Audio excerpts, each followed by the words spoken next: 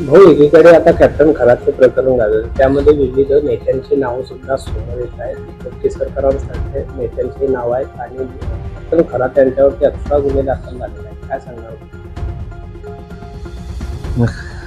Captain खराब नावाचा एक तांत्रिक भोंदू मावा महाराजांच्या आता 11 गुन्हे दाखल झालेले आहे.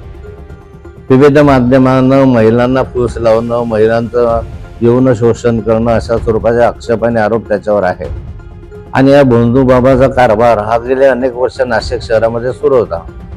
नाशिक शहरामध्ये सुरू असताना अनेक नेते, मंत्री, महिला मंत्री, या संदर्भामध्ये जी काही महिला आयोगाच्या अध्यक्षा होत्या त्या अशा अनेक महिला त्या ठिकाणी भेटल्यात.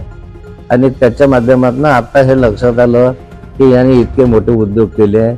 आता याच्यामध्ये केसरकरांचं नाव येत आहे. अनेक म्हणजे मग देवेंद्र फडणवीस भेटलेत, केसरकर भेटलेत, आणखी जयंतराव पाटील असतील किंवा अन्य असतील. सहज दर्शनाला गेले, फोटो काढले आणि त्यांचे नाव आले, असा प्रकार आहे. परंतु केसरकरांचं उदाहरण हे वेगळं आहे.